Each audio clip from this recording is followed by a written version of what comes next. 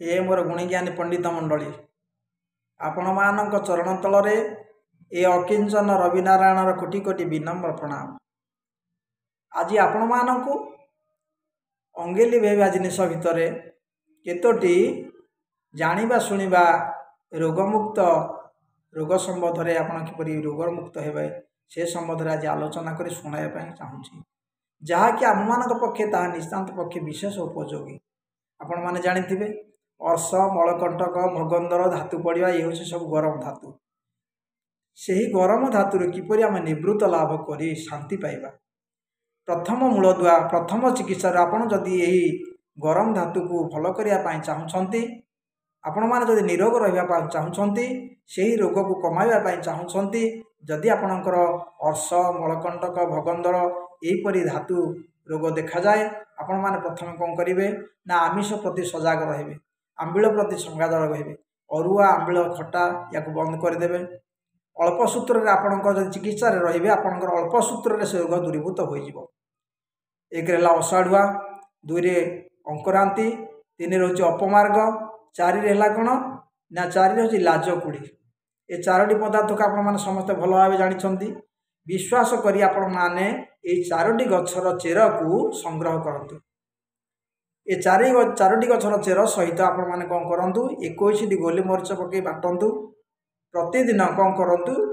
से चेर को आपण माने 7 दिन पर्यंत 7 पाने खातु 7 पाने खाई देखंतु जहाद्वारा कि आपणकर अर्श मलकंटक भगंदर ये सब आपण मानकर दूरीभूत हो। जदि आपण मानकर निकट रे ए रोग देखा जाए आपण माने ता सहित अरुआ आमिष खटा सजग रहिबे ये चारोटी चेर को संग्रह कर 21 गोलमरीच पकाई 7 दिन पाटी आप 4 पाने 7 पाने खातु देखिए आपणकर ये 4-5 दिन भितर आपणकर से रोग से मुक्त हो आउ से रोग देखा देव ना। आउ जदि आपण मानकर धातुटा सब दुर्बल्य रोचे शुक्र तारल्य दोष रोचे आपण माने कौन करंतु से अपराध जे कि आमर लाजकुड़ी सर्वांग को 2 गुणा जे कि कंद सहित मिश्रण करी आउ जे कि से आमर जे कि आमर हरिड़ा बाहाड़ा त्रिफला चूर्ण मात्रा अनुपान दे लवंग ताक 5 ग्राम से पकेबे ता सहित कुटी आपण माने जदि 21 दिन जदि 21 पाने आपण खाइबे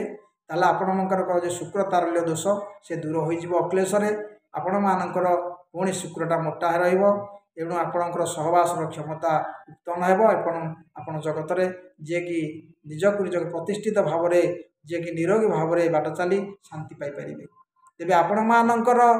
कर्मक्षेत्र निजे किपरि एई सुविधाजनक जिनिस को बिना पैसा रे लगाई आपण माने किपरि तार उपचार करी जे सुखी होई पारी जगत को शांत करिवे से उद्देश्य मुही केवल आपण मानकू कही चली किंतु आपण माने तार उपचार को निजे अंगेली भाई से उपचार फलस्वरूप आपण माने ये अकिंचन रविनारायण को आशीर्वाद करने ये अकिंचन से आशीर्वाद उद्देश्य चाह रही एति कही आपण मानक पद तले रहुछि अकिंचन रविनारायण। नमस्कार।